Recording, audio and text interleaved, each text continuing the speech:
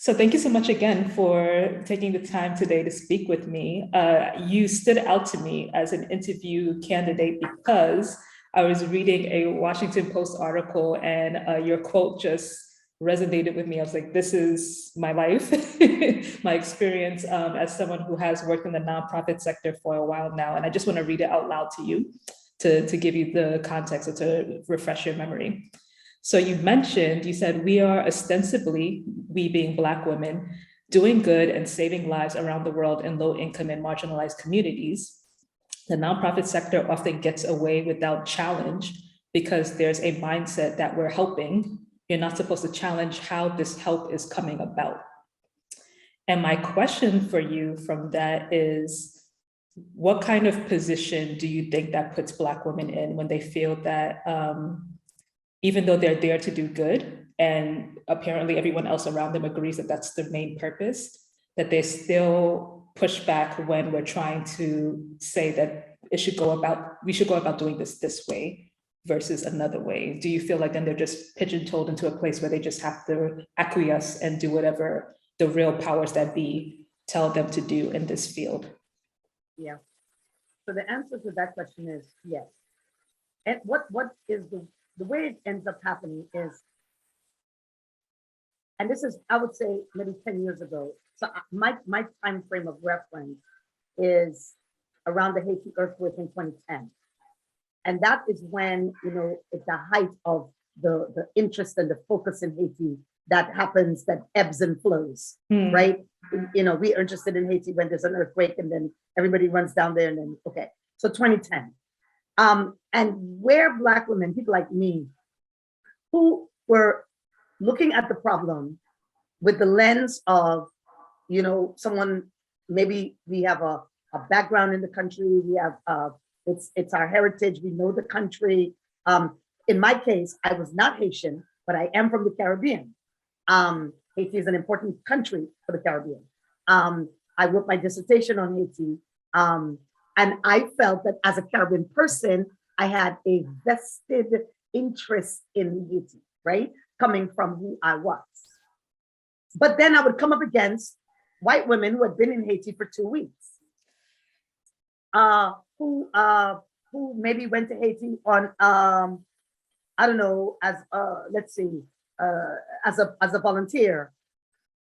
And now these women are the ones who are speaking in the meeting, having opinions, talking to me. And I'm thinking, oh, wait. Your French is terrible. Your Creole even more terrible. Why do you get to speak? And so I saw it and I thought, oh, this is a weird thing. Or I would go to a meeting and Haitians would be locked out the meeting. When not locked out because the door was locked, but locked out because it was not the role that they played in conversations about them. But you go into the room and it's these white women from France and Canada and Switzerland and Australia. And you're like, what in the world is happening? So what ended up happening is that people like me who had something to say often had to make a choice.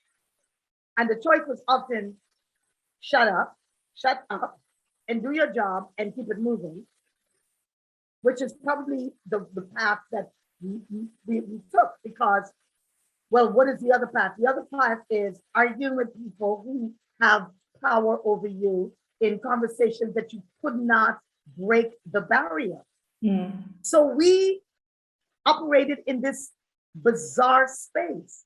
And as a Black Caribbean woman in Haiti, I realized that my way into becoming the voice, because I had a little bit more privilege than some of my Haitian friends. Let's face it. I don't want to speak as though I don't understand my own privilege. I'm Black, I'm from the Caribbean, but I have a US passport. Right. And I also work for a company, for an organization that's a big US NGO. So that meant that I had a little bit more voice.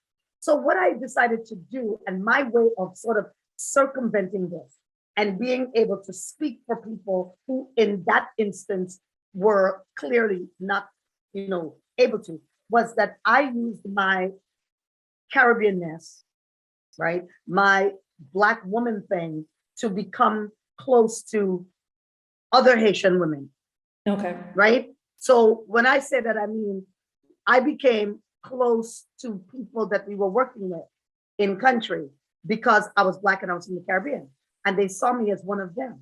And I made it my duty to be one of them to the extent that I could understand Haitian culture, and be a part of Haitian culture in a way that only another Caribbean person could recognize it, that I was not Haitian, and never wanting to ever pretend or take away that responsibility from any person that was Haitian.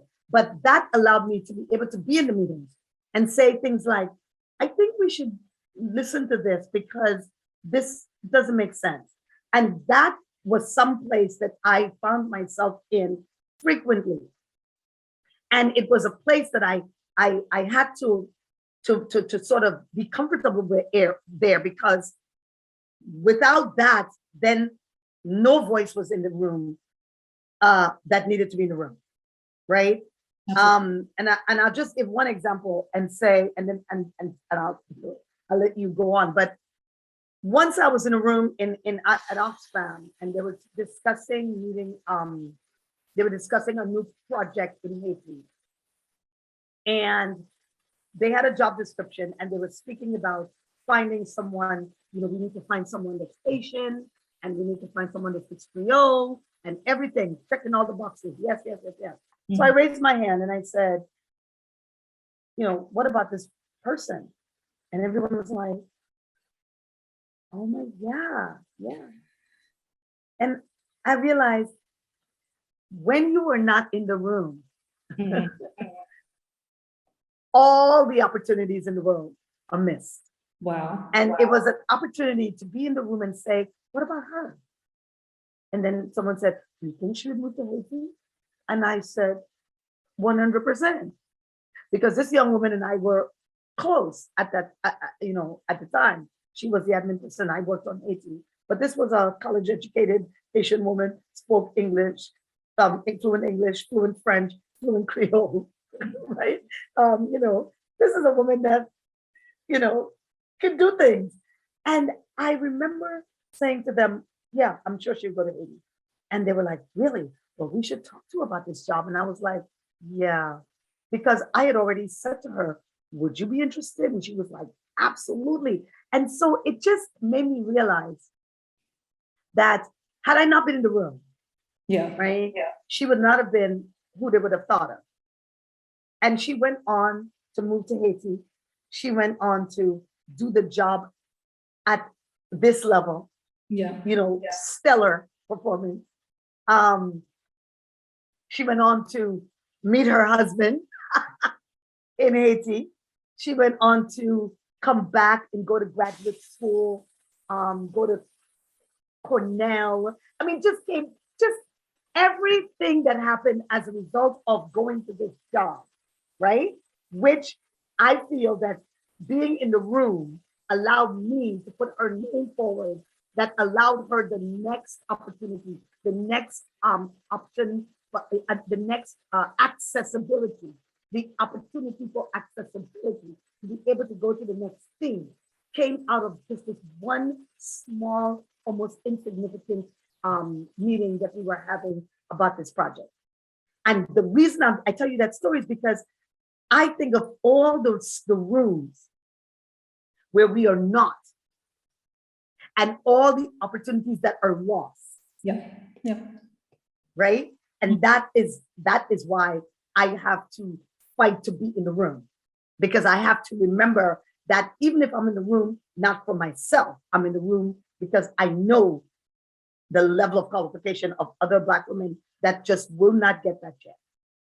So that's just a long answer to, we either accept or we don't, or we find a place in the middle where we can effectuate change in the space that is afforded. That's my answer. Well, part of my the part of the thing I'm trying to solve with this article is there such thing as a middle ground, right? Because one of the things you're talking about, you know, in terms of like either being in the room or bringing your own seat to the table or building your own table is kind of the reason why organizations like Black Lives Matter was started, right? Like all women led, all Black women led, saying like, we're just going to take charge of this. We're not going to rely on or wait on these other well-established institutions to address this very serious problem.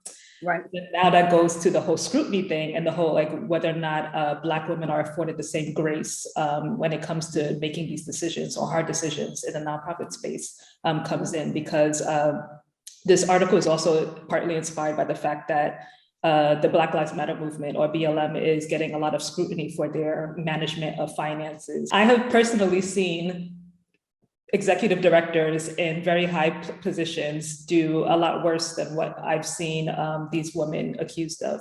But I mean, you know, regardless of what the evidence might show or whatever, I think, what is your take on why Black executives in this sector feel a greater sense of surveillance or suspicion when they're in charge? Yeah, yeah. And the reason is because we have to always be proving up. We have to prove ourselves.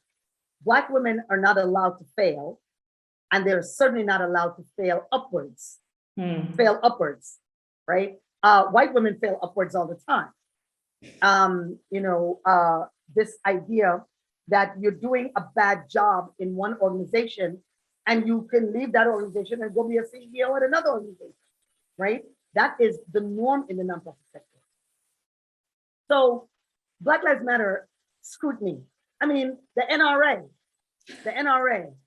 the head of the NRA using money to buy this and that of the, the same, the NRA has been able to be a powerful organization and wreaking havoc across the country with their approaches to the issue around gun violence and the Second Amendment. And this organization has thrived and been around forever. It's now that they're under scrutiny and you're finding out about all their failures. But the NRA, had it been run by a Black woman, would have failed 20 years ago. because we have to, everybody understands that we have to do better. If the job calls for a master's, we got to have a PhD. Right? That's just the way it is. If the job calls for a foreign language as a plus, we are speaking 2 foreign languages fluently. If the job calls for UN experience, we have to have been leading a UN office in Geneva and New York. We know that the bar, when you look at the resumes of some of these women, Black women who lead organizations, and you're like, damn, these women are insanely qualified. And then you could go and look at other organizations where you have, white women who are in charge and they have a BA. I'm not trying to put down a person with just a BA, but I got 3 master's degrees. And I don't have 3 master's degrees because I'm just this person who just loves school. I got 3 master's degrees because I was forever in the mindset that I had to be better. Yeah. I couldn't just have 1.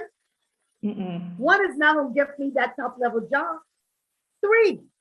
And then let me tell you one more story about that. Last year, 2 years ago, I sat with an African friend of mine. And I was saying to her, hey, I think I'm going to go get I'm going to get a leadership credential from Harvard. This is a true story. This African American friend of mine. She's from Africa. Her family's African, but she was born here. And she said to me, why? Straight face, why? And I said, oh, it'd be cool to have a credential from Harvard. And she was like, really, with your 3 masters, your postgraduate diploma in international relations, your fluent French, your undergraduate degree in political science, you need a credential, another one. And she was so sarcastic in her way of speaking to me, in this kind of like, why do you need another credential? And it was a moment of like a light bulb went on. I don't need another credential, but I thought that this other credential will also be the thing that would get me to the next thing that I was trying to accomplish, which would have been the next job, which would have been the leadership of, you know, some NGO or something like that, or something like that. And it's the constant drumbeat of always having to be high level that forces people like us to kind of, you know, pursue all this education and to do all these things, because we know without it, we don't even get to be at the interviewing table. Right? Because no one is calling us, hey, I saw this job and I'm thinking of this CEO job and you are perfect for this job. I'm gonna, you know, call my boy over here, or I'm on the board of this and I'm gonna put in a good word. That sort of pipeline of support is not natural, doesn't come, you know, naturally with Black women, right? So they have to have everything in place to be able to access these jobs. And so when they get into these jobs now, the level of scrutiny, because now they just don't only have to be good at the job in and of itself, sort of like the job description, but they now have to be good at the politics. They have to be good at the communication. They have to be good at the schmoozing. They have to be good at all the things, and they have to be good at it at 100. Right. Because any kind of misstep or failure or perceived failure is not just a failure of one, it's a failure of the collective. Because you, the Black woman, you do some crazy thing at this one place, you now are representing all Black women, and now your chances of other Black women following you is almost not going to happen. So I think that we have this idea that we have to be better, and we do have to be better. And if we're not better, and if we're not at that level of scrutiny, we will be forever challenged. You know, I read the story actually about the founder of BLM and her partner and her buying a home in LA for $1.2 million or $1.4 million. And I remember I read the story, and in fact, you know, just so you know, I might have tweeted back at the woman who wrote a story about this on Twitter, commenting about her buying her house. And I think I might have tweeted at this person and said something like, you know, first of all, why is this your business? I don't know you. Why are you telling me about this woman on BLM buying a home for $1.4 million? Why is it your business? Who are you, right? Are you, you know, scrutinizing, you know, all these wealthy people who buy homes? Are you tweeting out the cost of all their homes? I mean, what is the focus on this woman, right? And then I think I might have also tweeted about that, and I said to her, by the way, $1.4 million in LA is a teeny tiny little house. And I think I might have said something like, get over yourself and go find a story that's worth telling, right? So yeah, that's my commentary on that. We that's our truth, and so we have to be, we have to walk a fine, narrow line if we want to stay in the game, stay in the business, and be able to look in the rearview mirror and look at bringing other Black women in back of us. We have to be able to do that. And so I choose to be in the narrow lane, because I realize that if I'm not in the lane and I'm outside, then it means that I have to, how do I bring other Black women with me if I'm outside? That's the choice I feel like I had to make.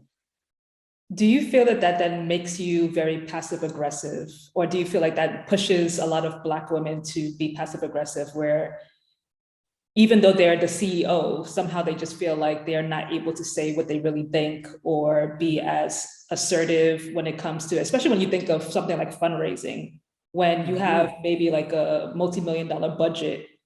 Does it pay to be passive aggressive in that position? Because when I was working in fundraising, and you know, I was working side by side by these non-Black or, you know, white executives, they were always telling me, like, you need to be more forceful, Sean, you need to be more aggressive, like you need to say what you need, blah, blah, blah, blah.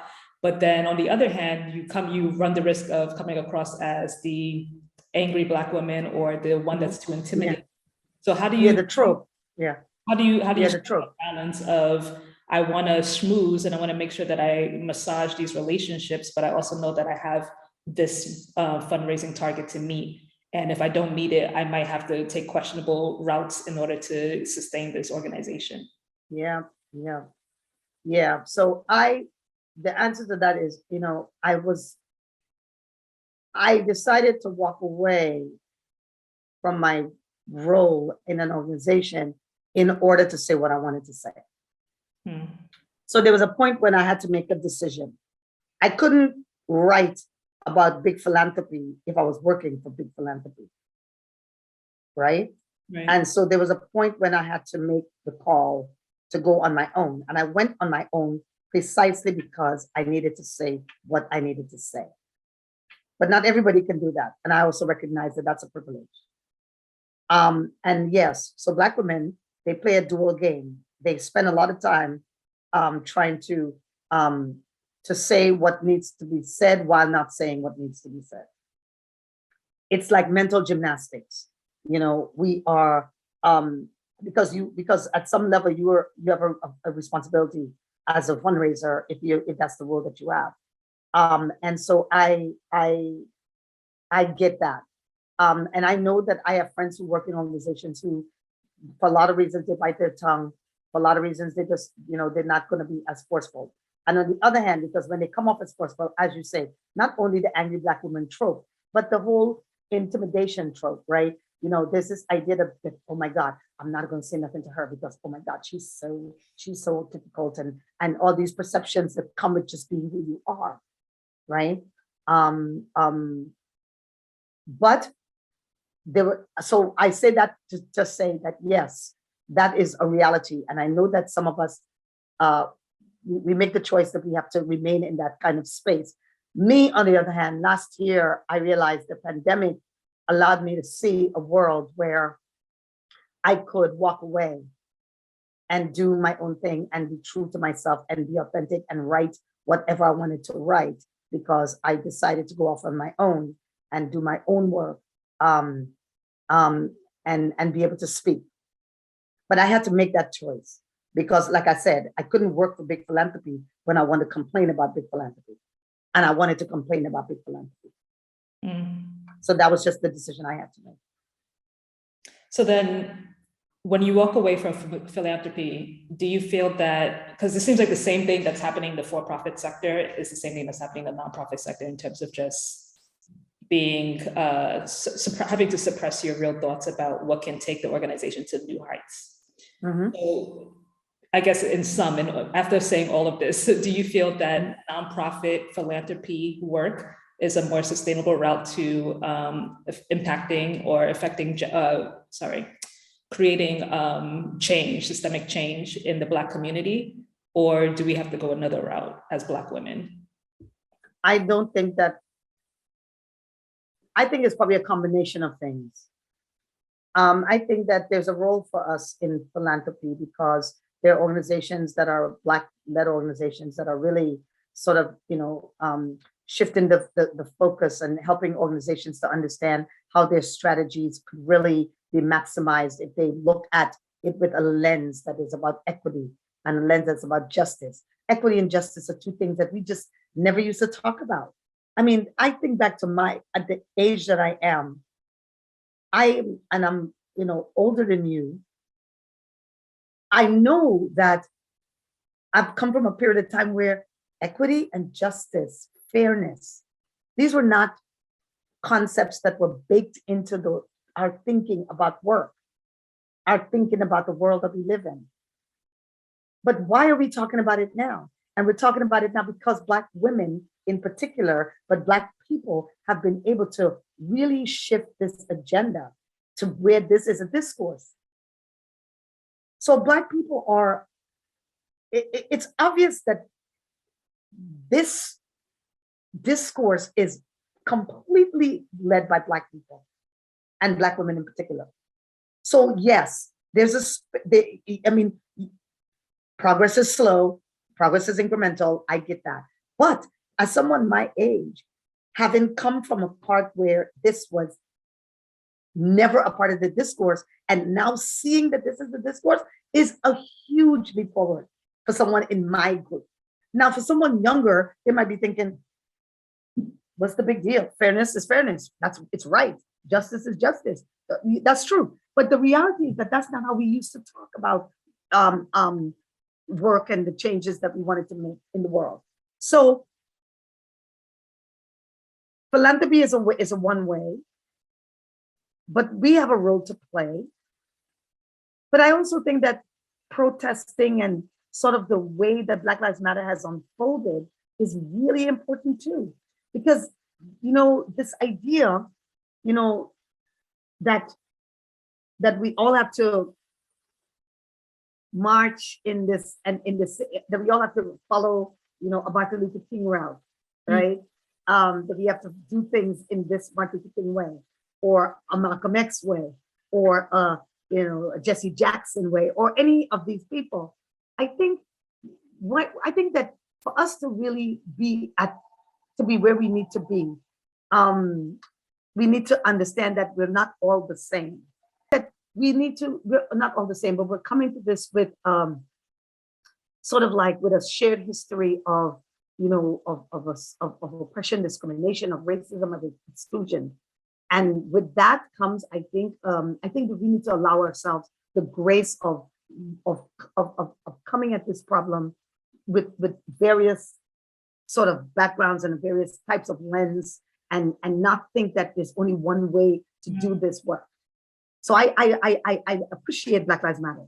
I appreciate them because I see that, what they're saying, that protests and drawing attention to the issue of brutality is not just about this one murder of Trayvon Martin, but that it's a system of that allowed the murder of Trayvon Martin to be. Right? So understanding the system and looking at how to dismantle the system is really where the conversation's at, not at this one murder. And I think that is the beauty of Black Lives Matter, and why it works for the way that it does in this particular instance. Now, in the nonprofit sector, people like us, I see my role as being, when I started my own organization, I realized that starting my own organization allowed me the freedom to write, and to write stories, write articles about the experiences of Black people in the international development sector, and why that is important to speak about international development. Because on one hand, international development is about doing good around the world, but right here, doing bad, doing very badly, right? So I felt that so that platform is just my platform, right? And that's what has allowed me to kind of go out there and say, I think that international development is racist, that the structure is racist, that the idea that white people sitting in Washington, D.C. and London can decide what is the best way to bring water to some people living in rural Kenya, when they don't understand, when the question as to why they need water and the system that has created that problem is not addressed. So you cannot sit in DC and write this amazing program and be like, we're going to take 5 of our other white people and we're going to go to rural Kenya and we're going to tell those Kenyans who don't know nothing, who have been living with this issue, who know the problem, who know the solutions, who know how to fix the thing. We're not going to listen to that. I feel that it's my role and responsibility to speak about that, right? And to say, you are wrong and we need to attack you. We need to attack you for that. And that's what I do. But I just think that we as Black people need to allow ourselves grace when it comes to how we change, how we implement changes that we're trying to see. And I don't, but I don't think that, but I also want to just end by saying, I think philanthropy is hard. And I think if you think about what philanthropy is, if you think about 100 years of institutional giving in the United States, right? The last 100 years of institutional giving the way we know it. So I'm talking about Ford and Kellogg and Hewlett and all these people. Right. Think about the systems that allowed these people to become wealthy. Absolutely. The same system that allowed these people to become wealthy also prevented other people from becoming wealthy, namely Black people. Mhm. The same system that allowed them to build this wealth also allowed them to give away this wealth in the way that they see fit with their own rules. The same system that allowed them to give away their wealth allowed them to run their companies the way they saw fit. In other words, to run their companies maybe without fairness, maybe without justice, maybe without equity. Mhm. Mhm. So if you want to sit back in our neat little world of philanthropy and not understand that these people, that the very system that allowed these people to become who they are is the very system that allowed Black people to be, more socioeconomically disadvantaged. It's the same system, right? And so to speak about philanthropy without coming to terms with that really important issue is to waste time in it. If you don't understand that and you don't evolve with that thinking, then you're just giving away money and perpetuating the same system. And so, okay, does that make that's how I see it. Yeah, That's how I see it. it was Carnegie that wrote that book. I forget I don't know why it's slipping my mind right now, where he explicitly says we need to accumulate as much wealth as possible because we are the only ones wise enough. That's what he literally said. Right. Tell these lesser thans how to make their lives better. And I was like, wow. Right. And because at the end of the day, the whole manifest destiny thing, I mean, we think of manifest destiny as an old concept that we, back in the, the old days, and we think about the Monroe Doctrine in the old ways again. But if you're a person who want to be open to understanding history, you have to know that the Monroe Doctrine, even though it's outdated now, is it? Because if you come into my part of the world, into the Caribbean, there's so much colonization of the mind in the Caribbean that you understand the Monroe Doctrine and this idea of the sphere of influence, right? And so I think that we don't approach the work with enough seriousness, and challenging some of the things that we have held closely to our hearts, right? Because it's hard to say that you were wrong for all these years. And so that's why the decolonizing development agenda that's happening in the international development sector is so painful to watch, because organizations are like, what do you mean? We are helping those little people in rural Kenya. But when you unpack it, you see all the ways that you're really not, you're just perpetuating something else. And that is hard for organizations to come to terms with, especially big white organizations that have been doing this for 50, 60, 70 years, right? When I write, I would challenge people when I would be in Haiti, and people would say to me, Angela, my organization has been in Haiti for 60 years. And I said, and so you failed, essentially. If you just keep keep the mandate, it's like, oh, we didn't meet this deadline, so let's just extend it a little bit further. It will definitely meet it. And then you go on and on and on. And if you are telling me, I mean, if you ask a person, and I've said this in articles I've written, if you say to a person, if you go up to any Haitian person who was alive in 2010, and you ask them, do you think that the international community helped you in 2010 after the earthquake? You would be hard pressed to find someone who says that the influx of foreign, assistance and all that, and they would say no, because the fact about the matter is we're writing the same story 12 years later. We're saying that if you look at any article written about the Haitian earthquake in 2010, if you look at it today, when people look back and you look at what people wrote in 2010, you'll see that they're writing the same thing, because the story is the same, because the players are the same, because the way we do giving is the same. All of it is the same. So we cannot expect a different result. And so at the end of the day, if you think about it, if you've been in this country for 60 years and you've not been able to move the needle, I don't know, maybe you consider changing what you've been doing. But we don't change what we've been doing. We continue to do the same thing. And as you said, we extend the mandate. And that's what has happened in the development sector. And I think that, but there's a bright side, because now people like me, younger people, they're writing, and they're challenging it, and they're forcing organizations to even if they don't change anything, they at least have been forced, I think, since Black Lives Matter.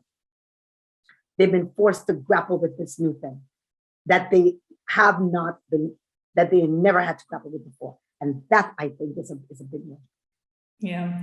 So, I mean, I guess in summary, it's just, we won't see the results today. Like, MLK said, I might not be there with you in the promised land, but at least I'm going to do what I can to get you as close to it as possible, to crossing that border. I agree. A lot of us who are in this space just need to kind of adopt that mentality, obviously manage our self-care, like make sure that we're mentally and, even physically making sure that we're watching ourselves, like, and not letting this work like break us down, but also just staying the course, because like the little drop that we feel like we're making is going to be a much more bigger ripple effect, if we persevering. And later down. You and I were, when we were having our little conversation, when we first talked on Monday, and I was telling you, when did we talk? Was it Monday? Friday. Oh my God. Yeah, it was Friday. It was before the weekend. And I was telling you, we were talking about Black Girl Magic. And I was saying to you that when your question about whether or not we have to be better. And I was saying to you that one of the things that I always reject is this notion of Black Girl Magic. And I know a lot of my friends are like, my friends love Black Girl Magic because they see it as a badge of honor. That we got mad skills, right? But I've always felt it was yet another addition to us being more, to us always having to be better no matter what. And I don't want that. I don't want to put an additional burden on me. I don't, if the job calls for a bachelor's degree, I want to have a bachelor's degree. And let I that don't want to have, say that again? And let that be sufficient. I don't need and to let that be sufficient. Myself. Yeah. I don't want to have three. I just don't want to have three, right? Because then my boss only got one. Or maybe so now I'm go to college, maybe drop out. Exactly. And then that person is the person now that's bossing me around and having control over my life. Black Girl Magic is the thing that makes us want to do more. And I just feel this sense of, I resent it, to be honest. And, and this idea that Black people, when I don't know if you follow this story of the guy from Mali, the Malian gentleman in France who climbed this building like Spider-Man. And he saved this little babe, this child, which is a great story. And of course, he was rewarded with French citizenship. And I remember looking at that story and thinking that before he climbed this building like Spider-Man, he was just an undocumented refugee in France, doing the best he can to survive. I don't know, probably selling Eiffel Towers at the Eiffel Tower, right? And here he was doing this extraordinary thing. And then this extraordinary thing, what is the reward for this extraordinary thing? It's French citizenship, because that's an extraordinary thing as well. And I thought of those stories, and I think to myself, we are constantly being extraordinary. We just have to be extraordinary just to survive. And I see Black Girl Magic as one of those things that we need to do. And I resent it and I don't want to do it. So yeah, going back to your question about whether or not I see myself as having to do more and having to do better. Yeah, I wanted to mention that because I know a lot of people who would read this and listen to, the interview will be like, but we love Black Girl Magic.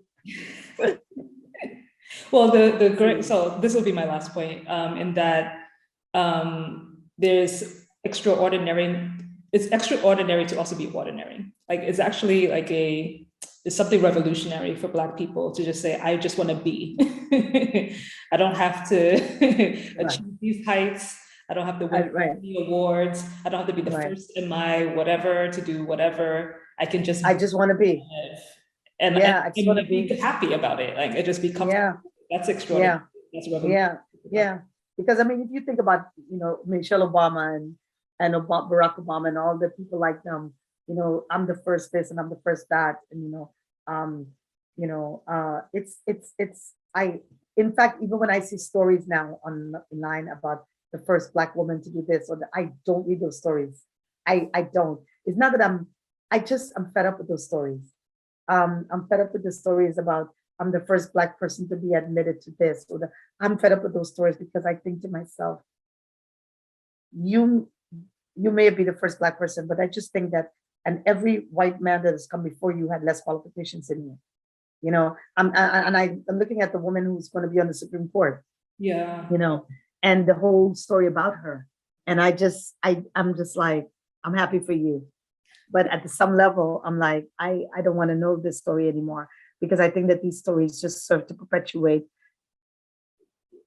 It perpetuates mental illness and stress and all that to us, because we are constantly striving for us to do. And I feel it's so yeah. And that's, I guess my last point would be, now that I work on my own, now that I'm my own boss, and now that I don't, have to go in and report to anybody about anything, I really seen how my quality of life has improved. And because now at work, my work is me saying, I'm going to work with you. You have this project on DEI.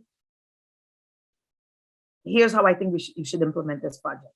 I make the proposal to you, you accept it or you don't. But either way, I don't have to do anything else. I don't have to fight you to do it. I don't have to do anything. And that mental freedom to be able to decide for myself the road I want to take has changed also my well-being. And I think that I think that Black people have also to look at opportunities for well-being, because we have spent so many years not, in an unwell place, right? So that's what and that's what I tell young Black girls, young Black women. I say the same thing. Listen, find your space, and I also feel like Black women have to also be responsible. And it may not be easy, and it may be, I'm not saying it's easy, but I think as a Black woman, I think it's my responsibility to look back.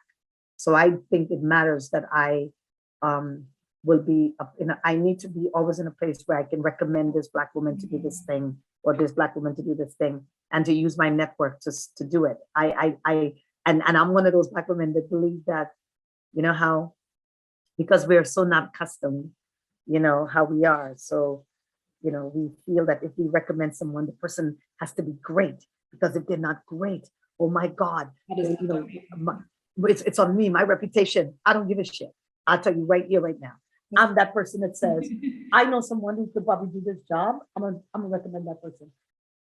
If they don't do that job, it's not on me. And this idea that we feel so much responsibility. But I see white people recommending, I mean, listen, Donald Trump's children working in the White House.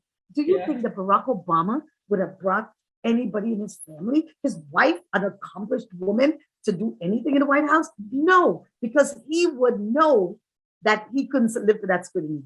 Donald Trump is like, I don't care what you all people think. I'm bringing my daughter and my son-in-law, both of them nincompoops, but so what? And I think that's part of us reducing this idea that we are responsible, right? So no, I recommend. They didn't work out. They didn't work out. Why is this my thing, right? So I am always about, hey, you should talk to this person. And I tell Black women, I feel it's my responsibility.